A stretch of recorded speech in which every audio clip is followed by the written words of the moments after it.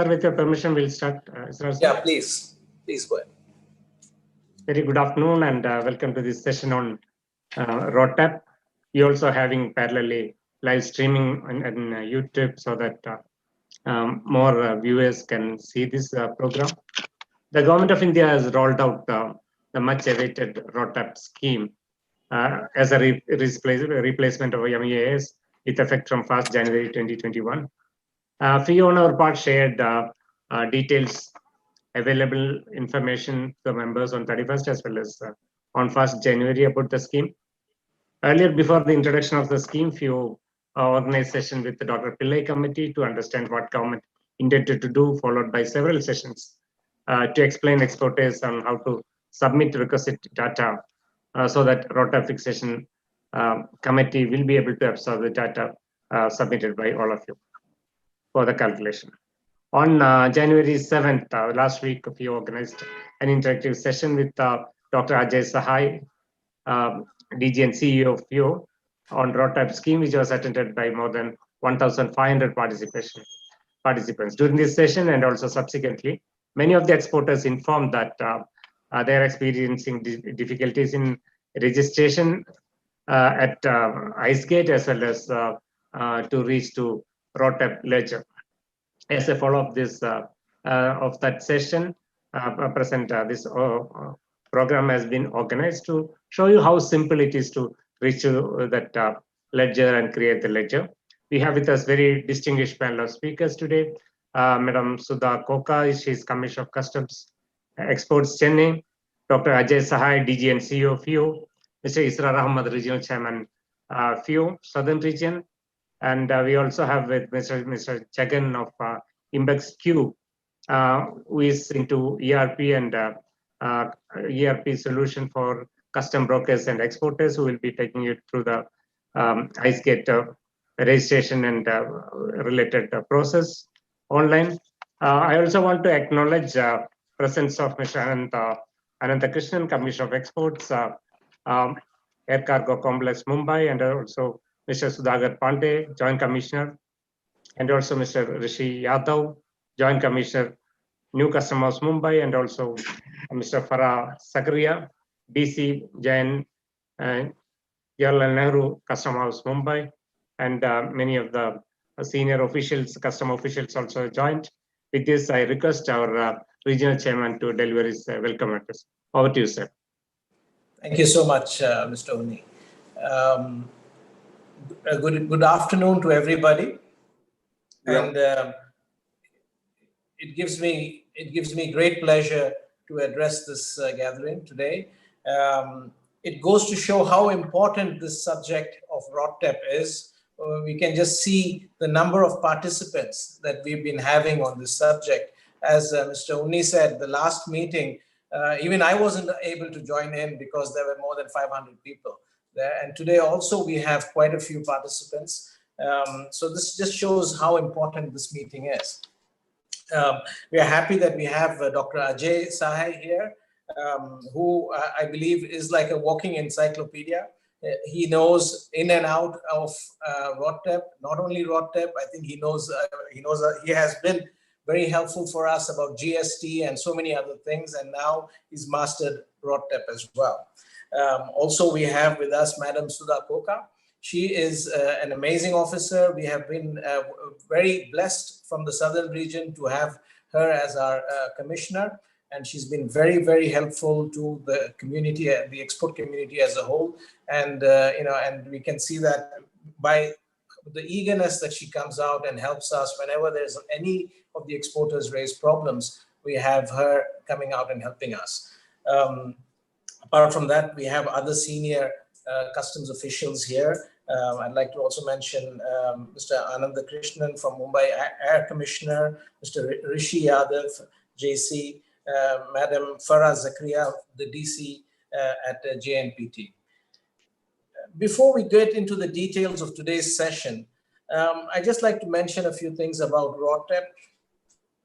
Clearly, we have now moved from the MEIS era to a new era of ROTAP. It has been tough for all exporters in general, and with all the COVID and other problems and the liquidity issues that we all are having. So we are all eager to, one, know about when we will get our old MEIS monies, and also know what kind of a ROTTEP rates that will be announced. I would like to, at the same time, thank the Honorable Commerce Minister and our Honorable Finance Minister for at least making it clear that we will have a ROTTEP going forward. And they did mention at least that this would continue. I think the delay is again because of the complexity that the Pillai Committee has to go through in calculating the ROTTEP rates. As you know, that many of you have already submitted your calculations, and they need to go through it by every HS code so that they can be accurate, and that thereby making it WTO compliant as well. So I think we need to be a little bit more patient. FIO is pushing constantly. I think our president, our CEO, everybody from our committee members as well are pushing the ministries for getting the rates announced as quickly as possible, because this is what will help us price our products for the export market as well. Because right now we are blind as in what we should price it at. Apart from this, in today's, there is one issue that I know that a lot of members have expressed their as a problem, as the eligibility for ROTTEP for advanced authorization, EOU and SEZ. This is clearly an issue that we have taken it up with the ministry as well, to see how best we can incorporate also these sectors who are also affected by the duties and the taxes that are not being refunded. Even though they are not completely using it, at least we are trying to see how we can work with the ministry to see if we can get a better, maybe a lesser rate than the normal tax-paying companies, but at least that way they will also be compensated and be more competitive for the future. Today's session is an extremely important session because we are looking at the problems of what people are facing with regards to IceGate and creating ledgers and for the ROTTEP. And also we have to understand that not only that, I'm sure we will cover other points as well, like getting the digital signature to making sure that we get the scripts afterwards as well. So there are a lot of points that will be covered today. And so I look forward to having a great session. Over to you, back to you, Mr. Unni. Thank you, sir. Thank you very much, sir, for your address. And I also thank you for taking various initiatives for providing services to few members. And now we have with us Dr. Ajay Sahai, as Mr. Israr Ahmad mentioned that he has taken several proactive steps to understand the issues of exporters and taken up vigorously with the department. He'll be speaking about on concept of ROTTEP scheme and various suggestions flagged by few subsequent to ROTTEP advisory, so that you will be able to understand the issue and appreciate it. Over to you, sir. Ms. Sudha Koka, Commissioner of Customs, Chennai, Commissioner of Customs, Air Cargo Complex, Mumbai, other senior functionary of the Customs, my very proactive regional chairman, Mr. Israr Ahmad, other distinguished participants. Let me first thank the Customs for joining us in this webinar to address some of the operational concern of the ROTTEP, and I'm pretty sure that large number of participants shows the keen interest they have in the subject. I've been asked to detail on the background, the features, and the issues relating to the ROTTEP scheme. We all know that India has breached the threshold limit of per capita GNP of $1,000, though it was a wonderful news and we all are very proud of it. But as people say that every coin has the other side also, it also meant that government ability or the option to support export through incentive or subsidy for offsetting the cost disability factor of Indian economy would be severely limited. Realizing that India would no longer be eligible to the protection under special and differential treatment of the WTO, US dragged India to the dispute settlement body, challenging 5 schemes terming them as subsidy. These includes merchandise export from India scheme, special economic zone, export promotion capital goods scheme, export oriented scheme, as well as the duty-free import entitlement, which is given to some of the sectors like apparel, made-ups, carpets, leather, sports goods, where based on the past year exports, 1 to 5% entitlement of duty-free embellishments and trimmings are allowed. Government also realizing that the MEIS scheme goes beyond the duty neutralization. In fact, it addresses many of the concern of the duty disability and other disability of the economy, and thus not fits into the exact discipline of the agreement on subsidies and countervailing measures. And government took a view that irrespective of the decision in the appellate body, we would be replacing the MEIS scheme with the RoDTEP scheme. The broad concept of the RoDTEP scheme is to provide refund of all those taxes, duties, and levies which are currently not being refunded through any other existing mechanism. For refund of the import duties, we have various schemes like duty drawback, advance license, DFIA, EOU, SCZ, and even customs bonding under Section 65. So far as the domestic duties are concerned, they have been integrated into the GST, most of them, both central and states, and now we have the refund mechanism flowing from the IGST refund or the ITC refund.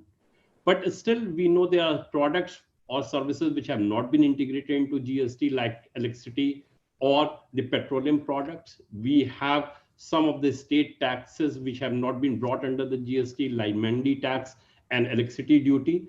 And they are embedded nature of taxes also, where because the end product is exempted under GST, the embedded tax is inbuilt in the supply. And so is the supply which you are taking from the unregistered sources, because on the final product, there is no GST. The value of the product used increase with the embedded taxes.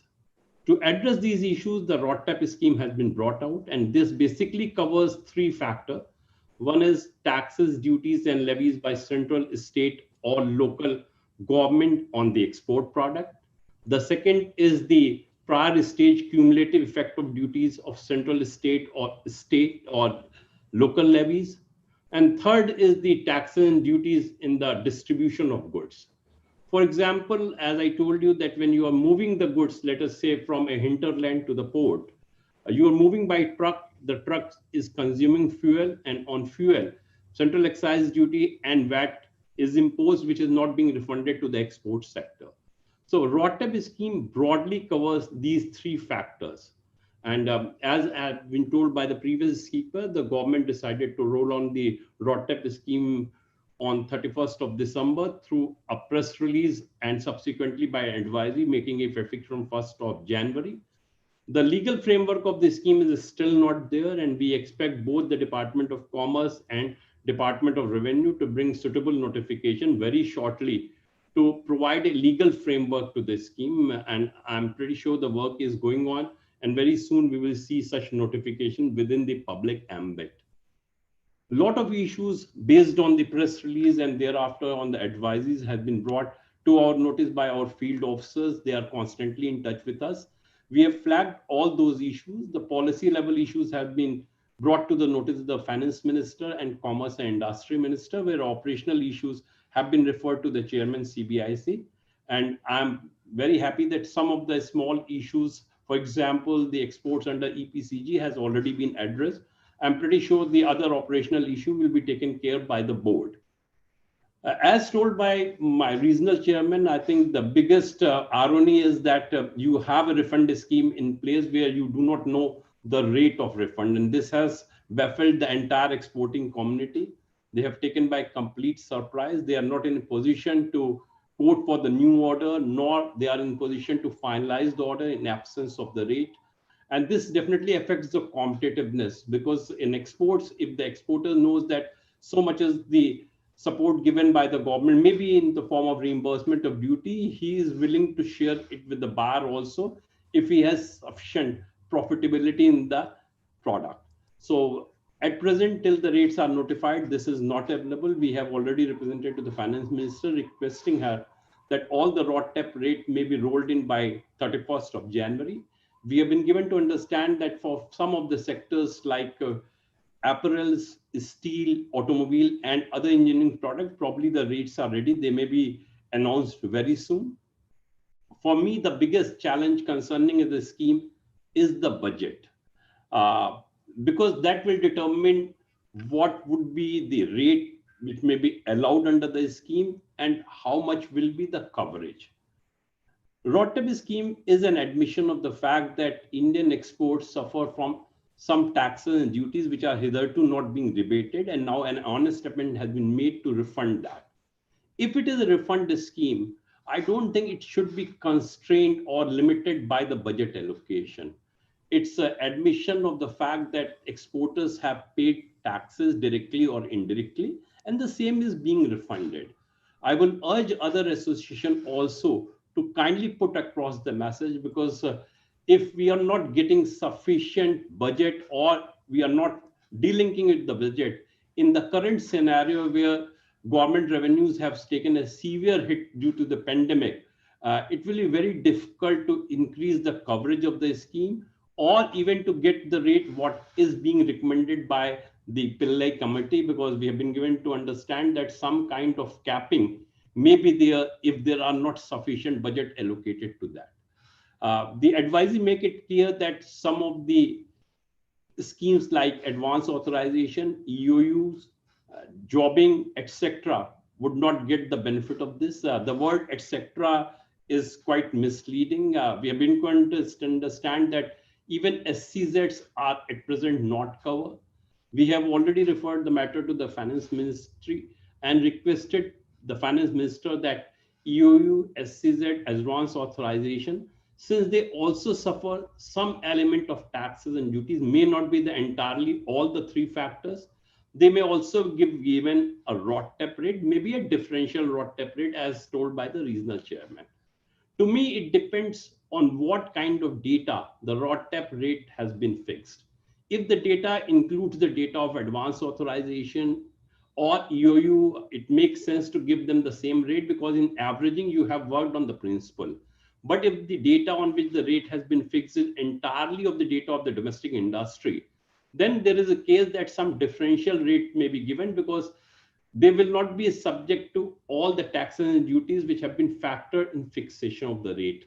FIUA as an organization has also suggested that fixing the rate for each category may be different. And therefore, by some thumb impression, government may take a call that maybe let us say 75% of the rate is given to EOU, 60% to the SCZ. This is something which we have proposed. We have not exactly put the number to that. The short point which we are making is that these sector deserves the rate, whether the same rate should be given or differential rate is given. That depends on the data which has been submitted by the industry. As soon as the rates were announced, we got a lot of queries that in number of shipping bills where the shipping bills were filed before 1st of January, where the late export order is being given after 1st of January, they are not in a position to give the requisite declaration of the RoDTEP because shipping bills were filed prior to 1st of January.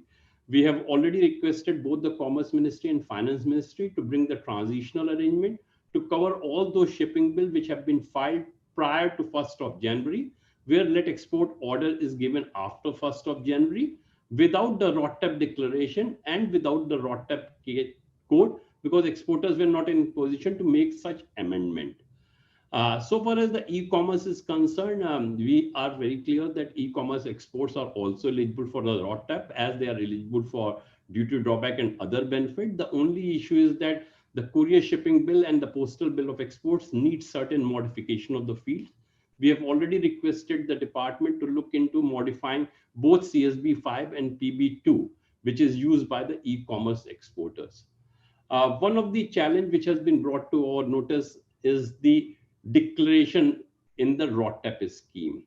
We feel that there is no need for a declaration, and if a particular product is eligible, irrespective of the fact whether the declaration is there or not, it should be given the benefit. We have seen in the past that under the MEIS scheme also, the declaration was sometimes ignored by the small exporters or by the new exporter, or there were error in giving the declaration.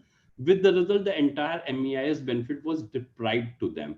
I think there is no need to do that, particularly when the shipping bills are not supposed to be sent to the DGFT. Earlier, when we discussed this matter, the view of the custom was that they are sending these shipment to the DGFT unless the declaration is there.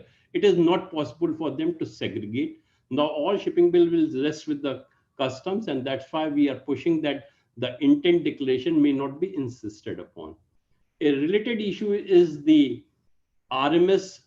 After filing of the EGM, we request the department to look into the issue because RMS is done before the LU in many of the cases, and therefore, after EGM is filed, there should not be an RMS for the purpose of the ROTTEP benefit. So far as the operational issues are concerned, when we have discussion with many of the members of the industry, they told us that at present, when they are creating the ROTTEP credit ledger, once they log in, the credit ledger is not there. We have referred the matter to the board. I'm not sure whether that has been addressed to or it is still a problem. I will request the customs to please enlighten us on that. The second is the registration process. I could not find a registration process where those who are dealing in the script, particularly the brokers, would get themselves registered, because broker will not have the IEC code number, which is generally required for IEC holder and the authorized operators. Let me not take much of your time. Let me compliment the customs for bringing a scheme which is completely on an electronic module, the generation of the script, the monitoring of scripts, the utilization of the scripts, as well as the transfer script is completely online. It has brought a total seamless flow. As a medium-term roadmap, I'm looking into these scripts to be converted into a cash refund to the exporters.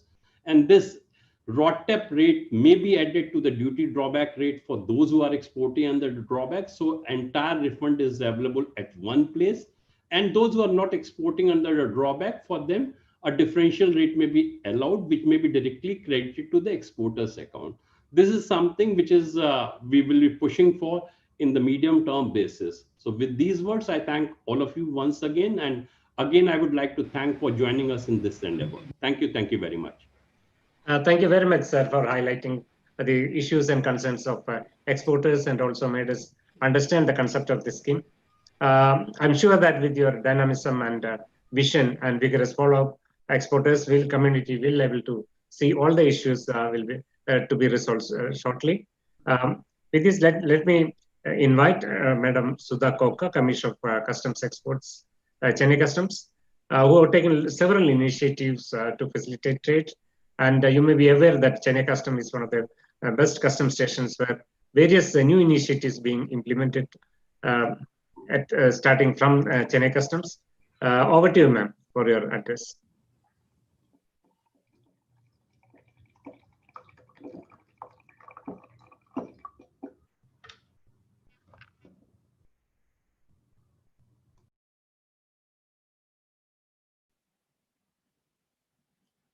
Can you please unmute yourself?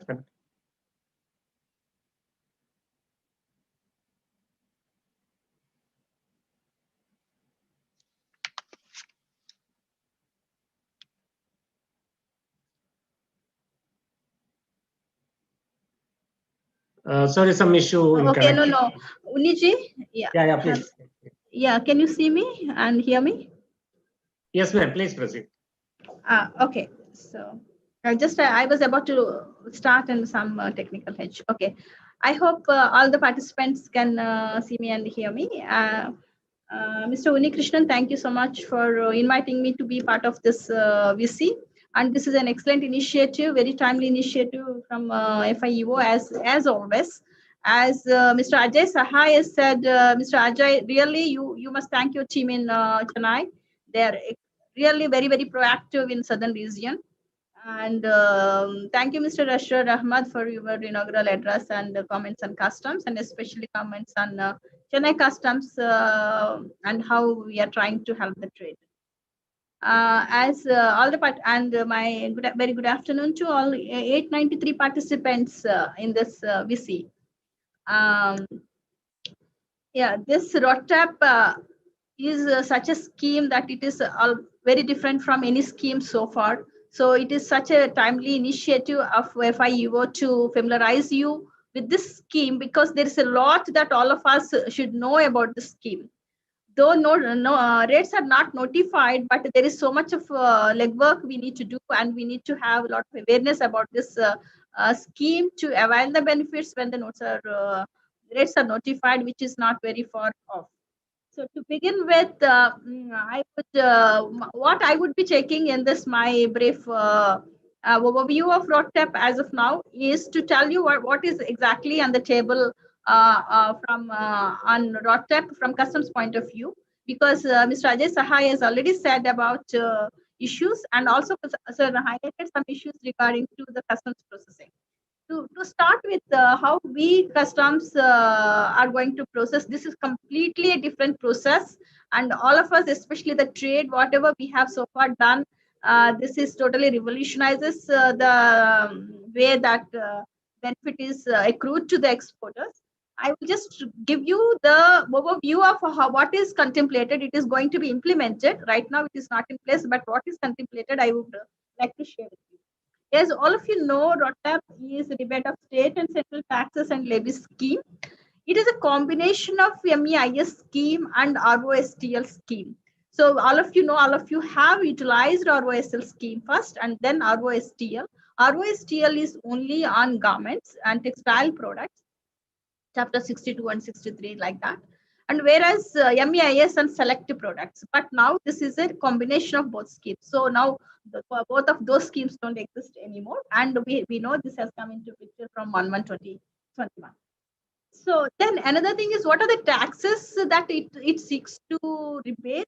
What Mr. Sahai has already said about some taxes like VAT on fuel, which is VAT on fuel used for captive generation of power, VAT on fuel used in farm sector, and mandi taxes and duty on electricity charges, stamp duty on export documentation, and embedded GST. That's what Mr. Sahai said. Embedded duty when the final product is exempt. Not only when the final product is exempt, but there are many unregistered dealers who are paying GST while they are buying the goods and services, and you are buying from them, but they will not be able to give you the GST credit. So the GST is embedded in that final price they charge from you. So this is that embedded GST from unregistered dealers, and of course as a embedded and GST on exempted products, and excise duty on fuel used for transportation of export goods. And these are all the kinds of taxes and levies, state and central taxes, which are not rebated in any other manner like a drawback. They are being sought to be rebated through ROTTEP. So one very important thing which Mr. Ajay Sahai said and Mr. Ishrad Ahmad also referred to is, as all of you know, ROTTEP as of now, as it stands now, is not applicable to advanced authorization scheme and exports under EOU and exports under jobbing. These are the three exceptions still now. So what is expected from the trade, and what is the trade interest that FIEO is pushing with the ministries is one thing, and what exactly on table right now is another. So I would like the exporters to know what are the benefits right now and what are the exclusions. So it should be very clear in your mind what are the exclusions now. So tomorrow there would not be any scope for I have exported under AA, but I still want ROTTEP. As the scheme is put on paper right now, it is not available for advanced authorization exports. ROTTEP is not available. So another thing is, the most important factor of ROTTEP is it is in a way revolutionary. It has never happened before.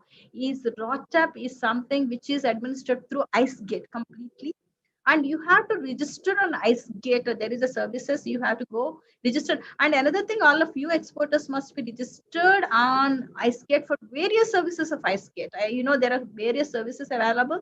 So you must be registered. It's a very simple step of registration. Registration is simplified. Recently, I think we have given facility circulars for that, and we have, I think FIEO must have also advised you. All of you must have been registered. So you have to specifically register for ROTTEP, and how that is to be done. There is the session which follows my talk now. I think that will show you practically. That's very important. You have to register for ROTTEP, and you create your own ledger, ROTTEP ledger. And before that, when you are exporting, this is most important, from 1/1/2021 onwards, whatever the exports you're making, whatever the shipping bills you are filing, in that there is an option, just like your MEIS, whether you're checking ROTAP or not. So then there is an option, ROTAP Y. You have to necessarily select ROTAP Y. And and there is another ROTAP N. ROTAP N means you are not availing ROTAP. So between ROTAP Y and ROTAP N, you have to make your option very clear that you are going to take ROTAP Y. If you want ROTAP, I think most of you want ROTAP. So this is very important, because even though rates are not notified right now, when the rates are notified, the system automatically sees those shipping bills where it is indicated that they want to check ROTAP. That means ROTAP Y bills will be identified, and system will process ROTAP Y bills, and automatically they will come for scroll. So you don't have to do anything now. What all you need to do is, whatever the exports you are making, you have to say ROTAP Y, right? So that's very important. And please don't say ROTAP Y for advanced authorization, because system will not accept. If you say ROTAP Y for advanced authorization, system will not accept. So this is very important. So I want all of the exporters to note that if you are eligible for ROTAP, please indicate in all your shipments ROTAP Y. So this is very important. And Mr. Sahai said, just as in MEIS scheme, there should not be a need whether you are going to avail or not. It should not be an option, because if you are eligible for ROTAP, automatically system should select you and should give you the ROTAP. So, but the way it is designed is, you have to necessarily indicate ROTAP Y to be eligible for ROTAP. And another important feature of ROTAP is, there is no specific separate rate or a schedule for ROTAP. Like a drawback schedule, there is no separate schedule. ROTAP is based on your RITC schedule only. So whatever is the item description, item code, that HSN code for the item, export item, that is the same item for ROTAP also. So when you declare that item, if that item is included in ROTAP, automatically you will get ROTAP if you have indicated ROTAP Y. So this I want all the exporters to be very aware of. So there is no separate schedule. It is going to be our normal customs tariff. Only now what needs to be notified is, for each tariff item, what is the rate. So that rate will be notified soon. And once that is notified, automatically that will be scrolled out for you. ROTAP will be scrolled out for you. Another important feature of ROTAP is, once you RMS, and Mr. Sahai said, RMS already works in exports before LEO. So there is no need of RMS after LEO for ROTAP.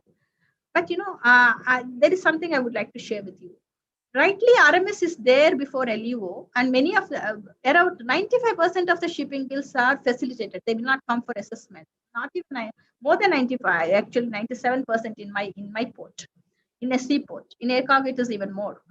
But you know what? In drawback, still there is no RMS in drawback. Each drawback shipping bill comes to the drawback officer's queue for a sanction of the drawback.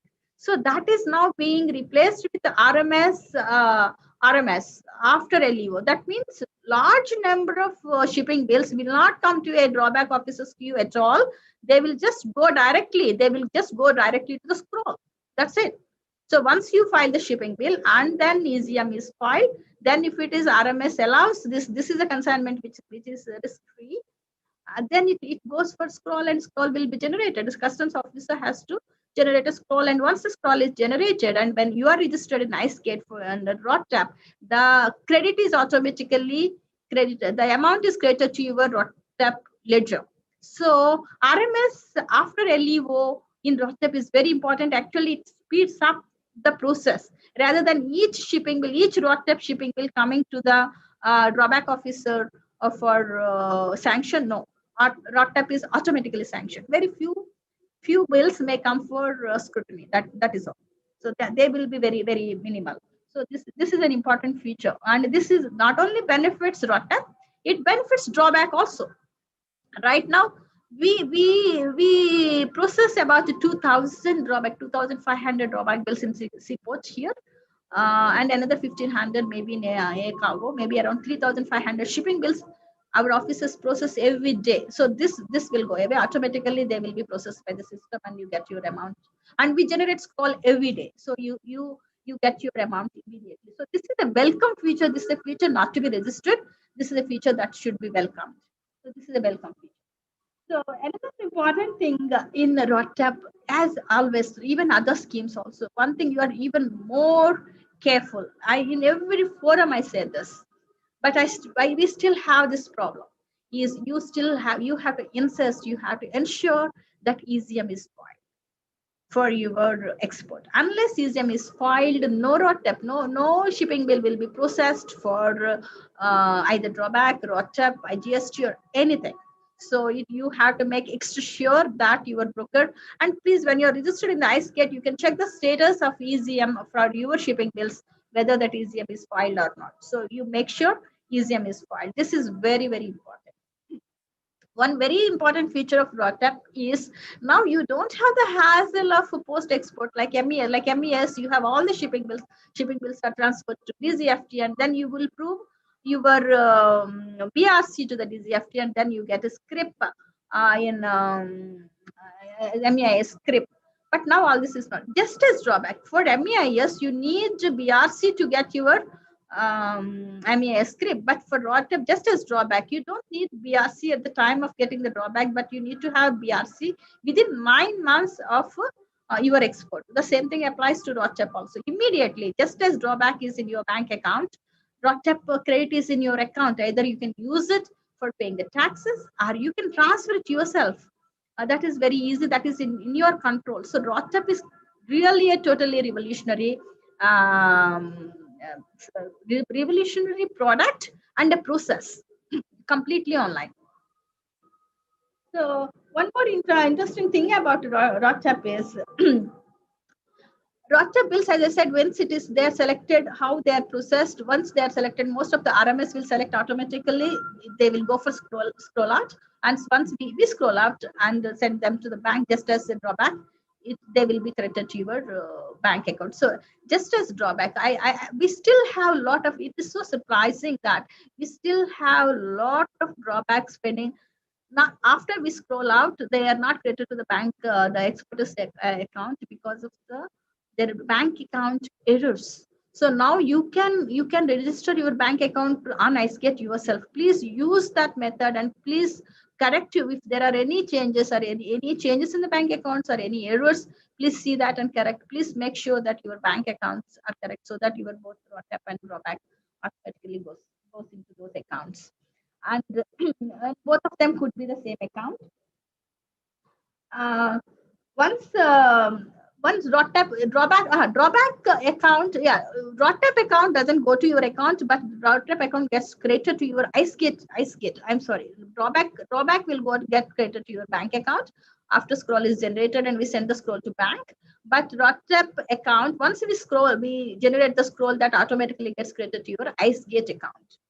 So then, another very important feature of ROTAP is how you manage your script, how you manage your credit that comes into your IceGate account, which is very, very interesting, and this is the first time ever. So you have control of the entire process of what you do, claiming the credit, generation of and utilization of scripts. You yourself generate the script, nobody else is giving to you. So you can generate a script by pooling a certain number of shipping bills, and then automatically a script number will be generated, and either you can use this credit in the script, or you can transfer the script.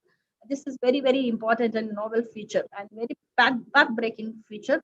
All of you should be able to use it. So all those things of you are physically getting the scripts, and you are going to a market, and you have to sell those scripts, and there are certain agents, or there is some market, and you don't have accessibility to that market immediately. So there are large number of commissions and all those things. All the things are things of the past. So there is a ready market. So there will be transferee, and there will be transferred. So whoever needs the script, you can transfer it online. So this is how this is going to have there is an online marketplace here, so which is very important. So and procedure for transfer of scripts, I think this all entire procedure is an IceGate. I don't want to go into the details of this because they are technical, and my session that follows my session will explain to you how you register and what are the other features of ROT.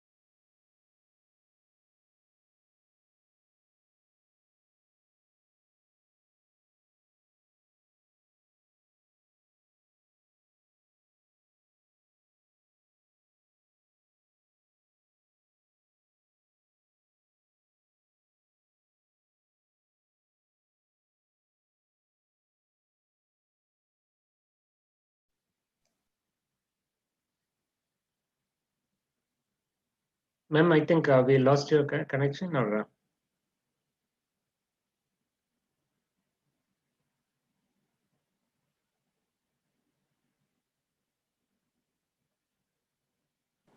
Let's start the presentation. yeah. I think before presentation, sir, we have with us Ms. Farah Zakaria, DC, Jawaharlal Nehru Custom House, Mumbai. I request her to have a few words before we going into the presentation. Good afternoon. Am I audible? Yes, please. Yeah, fine. Good afternoon, respected seniors in the department, representatives of you and participants of this webinar. New Year greetings to you all. And with New Year has come ROTTEP. So the remission of duties and taxes on exported products. So as Commissioner Madam had just elaborated on the ROTTEP scheme and everything that is involved in this particular scheme that has been recently rolled out, anything I would say about the scheme would be just a mere repetition. So I think I'll just keep myself to a few words on what has to be ensured at this point of time. Anyway, the ball has started rolling and made roll smoothly. And as a department, we are here to handhold the trade in any issues that may arise. At the cost of repetition, what I would like to emphasize is basically on one point. It is the fact that at this point of time, the primary task or responsibility of the exporters is to declare the intention of availing the scheme for each item in their shipping bill. That is, if ROTTEP Y, RODTEPY, is not specifically claimed in the shipping bill as an info code, no ROTTEP would accrue to the exporter. So the exporters must indicate their intent for claiming this at the time of filing the shipping bill itself, so that once the rates are notified, the system would automatically calculate the ROTTEP amounts for all items for which ROTTEP has been claimed. Now, I would say this is the primary task of all the exporters, and that is what they should be focusing on, and on the generation of the credit ledger, so that things get smooth as it starts going into the new year with this particular ROTTEP scheme. And as we all know, this ROTTEP scheme, being the WTO compliant scheme, will surely give a boost to India's export. And despite the teething troubles that we all are facing, I'm sure that the scheme will enhance exports in the international market. And if I was just going through the questions that are being asked in the chat box, so it is basically with regard to the generation of the credit ledger. I believe that in the session that is coming, being said, and the session that is following this particular one, it will be dealt in detail. Though this came for the stroke of the midnight, the DGFT had already via a notification on 1st of September last year said that MEIS scheme would be discontinued from the 1st of January. So it is just that now what we are facing is the initial glitches, but the filing of shipping bill has been really smooth, even when the rates have not been notified in order not to create any issues for the exporters, they have been picking it at rates like 0.5%, and it is being generated. But I would say that the exporters or the trade needn't worry that this is the amount. Once the notification comes into effect, then the system would pick that particular rate for the item which has been declared in the shipping bill. So on this note, I would just like to conclude, and I wish all of you a really smooth transition into this RoadTap scheme. Thank you. Thank you, Ms. Farah. I just want, Madam Sudha Koka, want to just close that whatever she was discussing about it. Madam, you are available?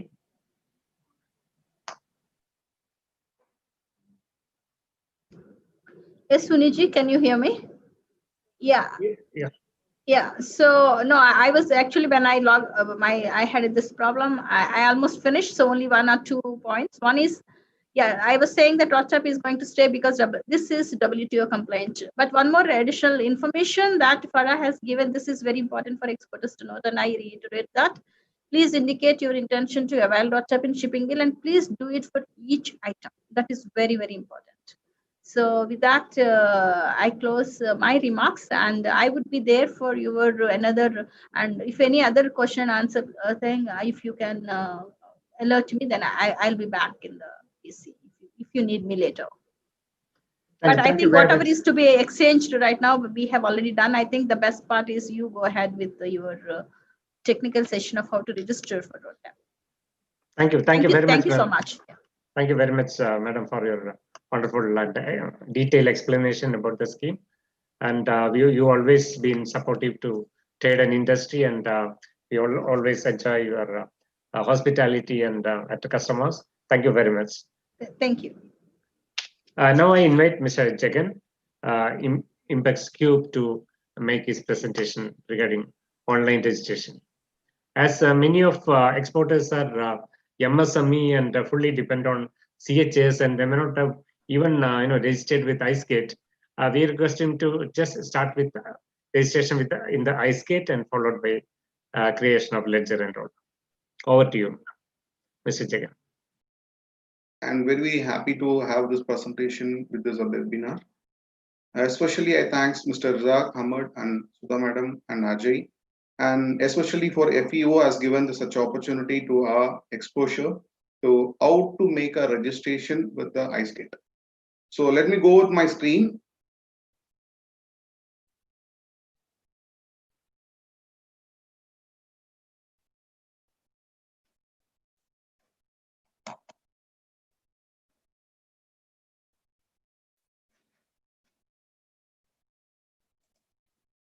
So our company name is SEM Cube Technologies, and we are providing a complete solutions for the CHA as well as freight forwarders and as well as exporters and importers. So let me go with this right session, that how to make a registration with iceGate. So before going for the registration, what all the documents required for the registrations?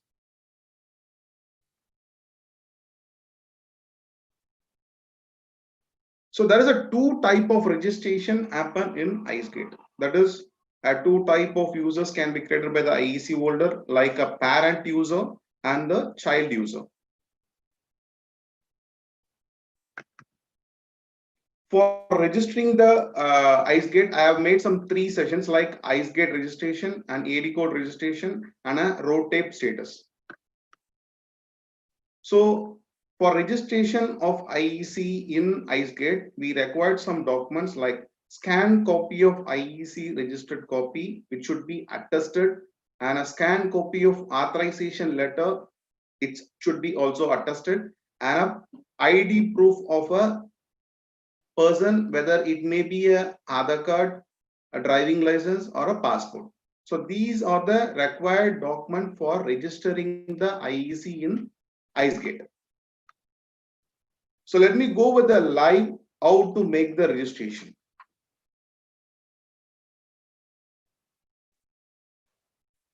So this is a URL, icegate.gov.in. So once you click on the sign up, You just need your ID.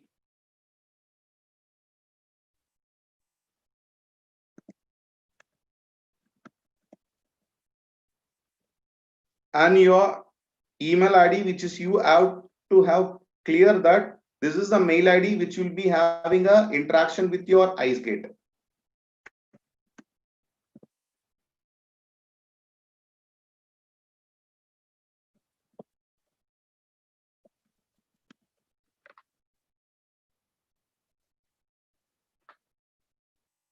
So once it is ready, make sure that you should have a class 3 digital signature for registration. That is comes under the free trade agreement. So it should be a class 3 digital signature. So then the user role has to be IEC holder and a user type IEC holder, and you have to specify your IEC code. So this is the way of entering the informations. Mr. Jagan, I think you have to remove this PPT mode and take us. Yes.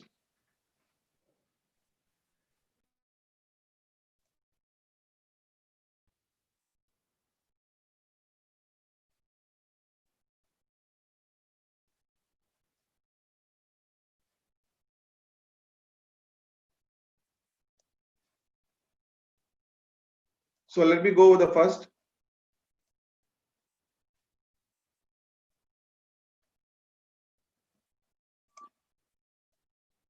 So this is a URL. So is it clear now? Now it is clear, right? Yes, please. Yes. So now you just click on the sign up.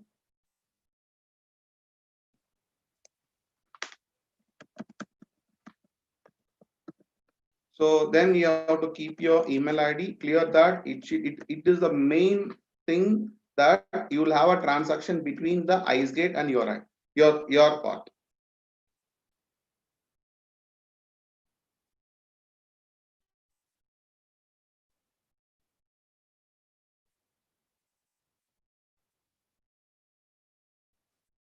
So it is which I have already told you that the digital signature is required. Then make your user role on IEC holder and IEC holder. Then verify your IEC. So if you have an IEC code,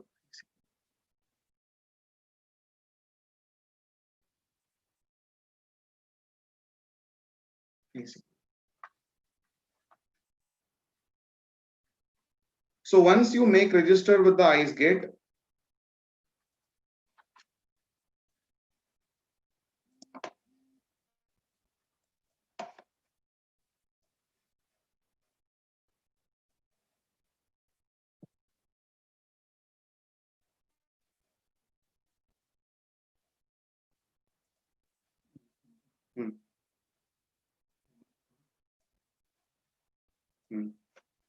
so once you make registration with the IceGate, you will be getting a profile like this.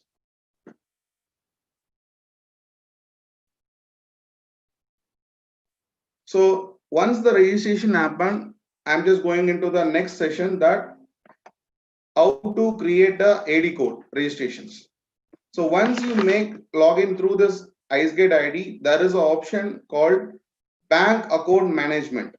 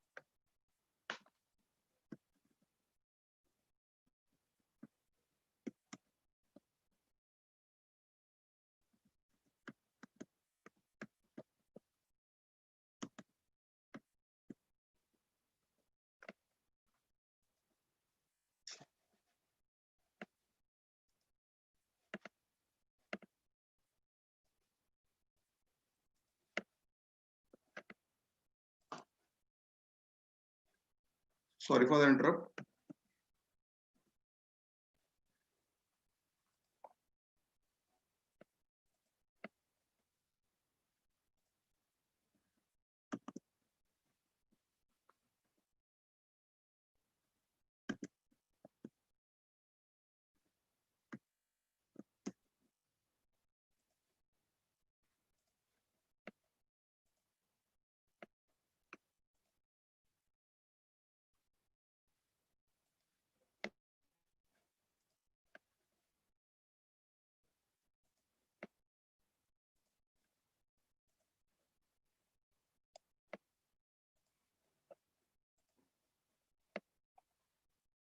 So this is a bank account management.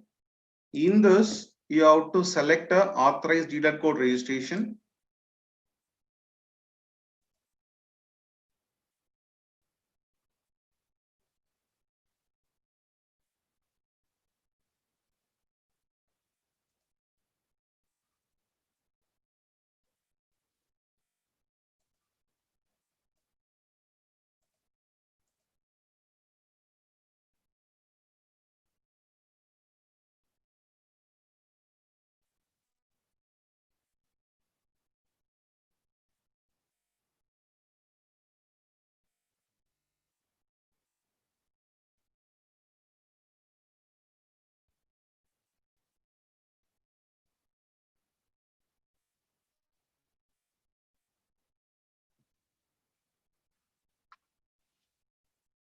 Okay. So now, as on this exporter, he has some location has been filed along with this AD code. In case if he wants to change the AD code, he can select the location and he has to click on the modify and to which location he wants to make it and what is an account number, what is the AD code.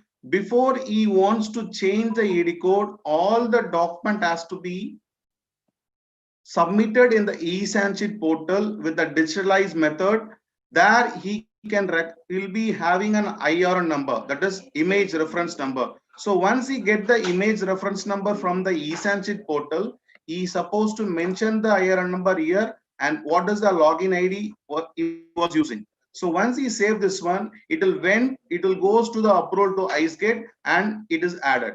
So this is a way of adding an AD code in the IceGate.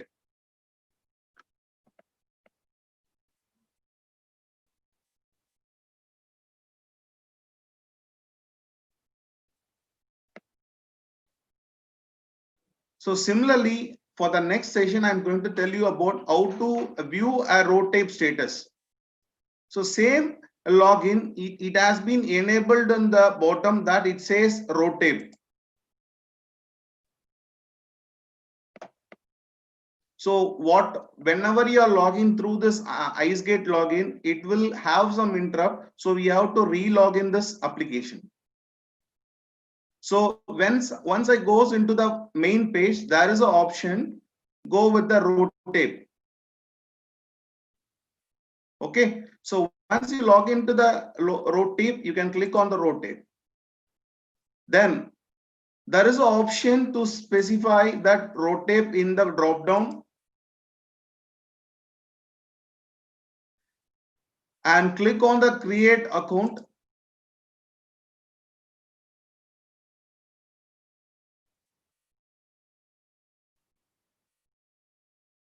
So this is the first level of making the RoadTape registration with the IceGate and can see your status. But one more thing I left over the session, that whenever a new customer, like a new exporter, want to make registration with the customs, he is supposed to sign all the document via the digital signature. That is a portal called a signing tool. So like, for example, if he has a document like high EC copy, then authorization letter, and if he has any authorized person to be mentioned on this registration, so all documents should be attested by the director and it has to be digitally signed. So those documents will be accepted in the time of registration.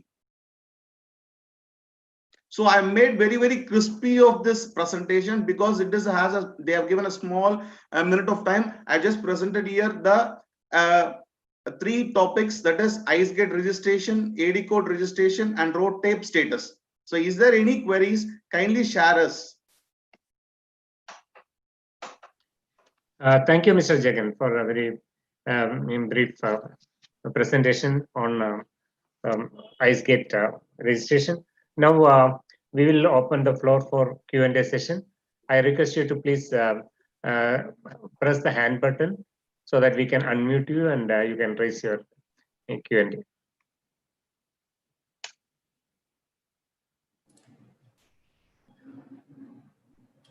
Okay, the name called JSW. Please unmute yourself, sir.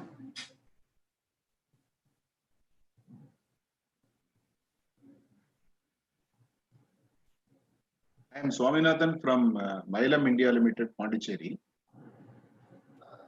Are you able to hear? Yes, sir. Yes, we can. Yeah.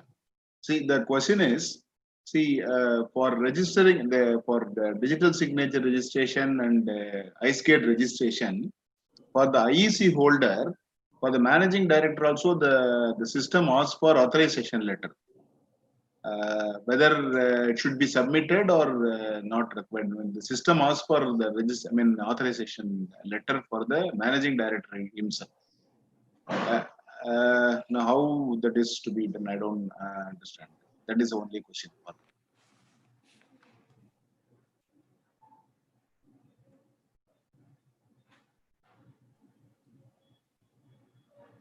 Mr. Jagan, you have a question? Yeah, yes, sir. So it is compulsory to provide as per the IEC authorization letter. No, that's right. That is for the authorized signatory or the authorized person. It is okay.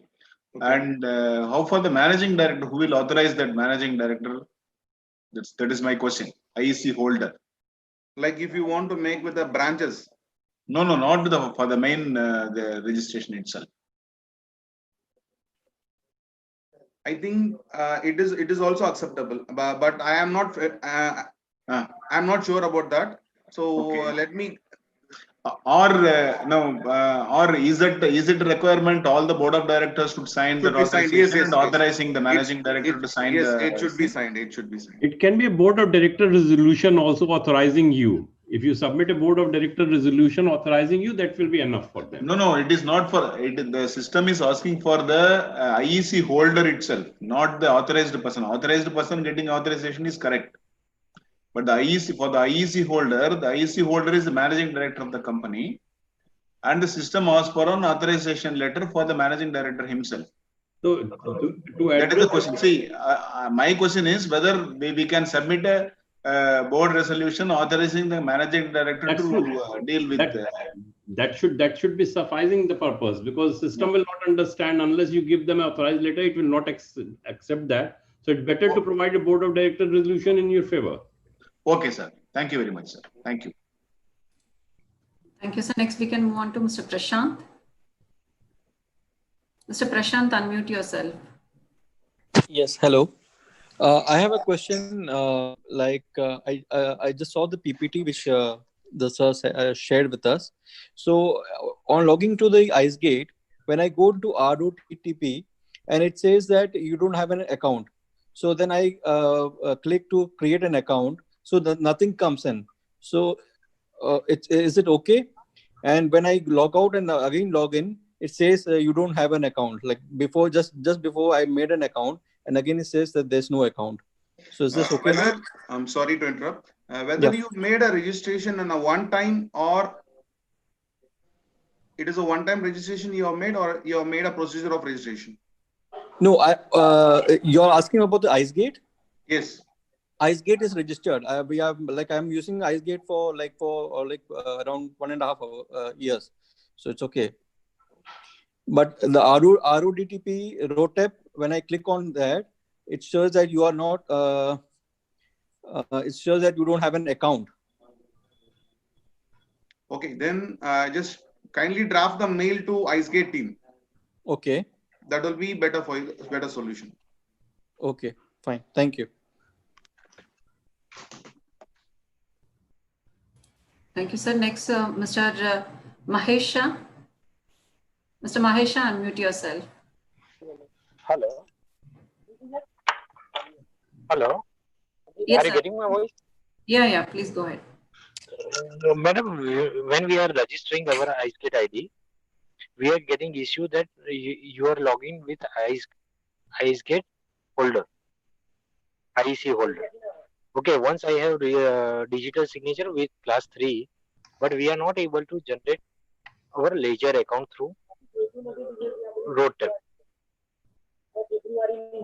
Is there any Java issue whenever you're running the application? No, there is no issue. Only we are not getting any credit ledger account in RoadTap. Okay.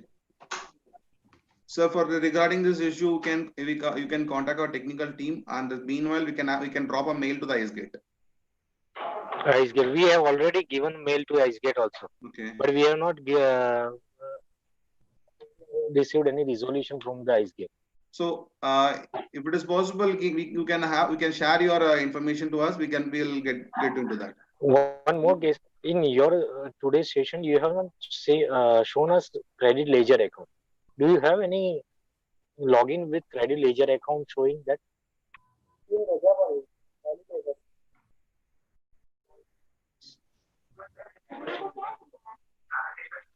Actually, there was some issue with that IceGate. It is not enabled in my end.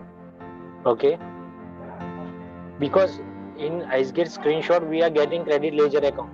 But when we are entering with digital signature class, there is a difficulty. Yes. Obviously, there is a difficulty with IceGate. So we are also getting RoadTap account number, IEC number becomes our RoadTap account. Okay. But credit ledger account is not created. If anyone has created any ledger account for that, anyone from industry. So now it shows only the status, but the ledger account has not been enabled a few of the users. So it is under. I think there is some technical issue. Okay. Thank you.